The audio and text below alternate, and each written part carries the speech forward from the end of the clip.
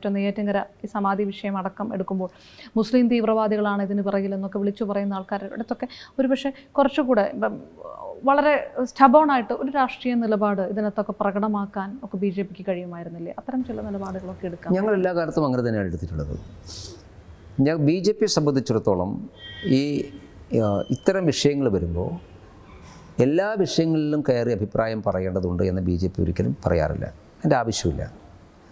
പക്ഷെ അഭിപ്രായം പറയേണ്ട സന്ദർഭങ്ങൾ ഞങ്ങൾ പറഞ്ഞിട്ടുണ്ട്. എല്ലാ വിശ്വാസങ്ങളും എല്ലാ സമ്പ്രദായങ്ങളും കാലാനുസൃതമായിട്ട് മാറ്റം വരുത്തേണ്ടതാണ് എന്ന കാര്യത്തിൽ BJPക്ക് തർക്കമില്ല. അല്ല, ഞാൻ ചോദിക്കുന്നത്, ഇതിലിപ്പോൾ ഒരു 10 ഹിന്ദു വോട്ട് വേണ്ട, അവിടെ കൂടെ നിൽക്കുന്ന 10 ഹിന്ദു വോട്ട് വേണ്ട എന്ന് തീരുമാനിക്കുന്ന തരത്തിലുള്ള വളരെ ഷാർപ്പായിട്ടുള്ള ഒരു പ്രസ്താവനകളൊക്കെ വന്നാൽ അതൊരു പക്ഷേ ഒരു 100 ഹിന്ദു വോട്ട് കിട്ടുന്ന രീതിയിലേക്ക് പോയേനെ. അങ്ങനെ അതൊരു പ്രാദേശിക പ്രശ്നം മാത്രമായിട്ടാണ് ഞങ്ങൾ കാണുന്നത്. ഞങ്ങളതിനെവിടെയും ന്യായീകരിക്കാനും വേണ്ടി പോയിട്ടില്ല.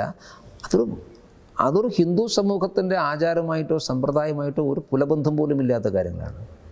എവിടെയാണ് ഹിന്ദു സമൂഹത്തിൽ സമാധിയെക്കുറിച്ച് പറഞ്ഞിട്ടുള്ളത്? എന്ത് സമാധി? സമാധി എന്നൊക്കെ പറയുന്നത് നമ്മളെ ഈ എന്താ പറയുക, അതൊക്കെ വേറെ തലത്തിലാണ്. അതും സാധാരണക്കാർക്ക് ചെയ്യാൻ പറ്റുന്ന കാര്യമൊന്നുമല്ല.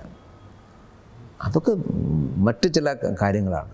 അതൊരു സാധാരണ നിയമപ്രശ്നമായി കൈകാര്യം ചെയ്യുക. അതിനൊന്നും വിശ്വാസമായിട്ട് ബന്ധമൊന്നുമില്ല. ഞങ്ങളതിനൊന്നും അത്തരം കാര്യങ്ങളെയൊന്നും ഓൺ ചെയ്യാൻ BJP ഒരിക്കലും പോയിട്ടില്ല. പിന്നെ ഒരു വലിയ അന്താരാഷ്ട്ര പ്രശ്നമായി ഞങ്ങൾ കാണുന്നില്ല. ഒരു കുടുംബത്തിൻ്റെയും ഒരു പ്രദേശത്തിൻ്റെയും പ്രശ്നമാണ്. അത് അങ്ങനെ കൈകാര്യം ചെയ്യേണ്ടു. നമ്മളതിന് വലിയ കളർ കൊടുക്കേണ്ട ആവശ്യം എന്തിന്? അതിൻ്റെ ആവശ്യമില്ല.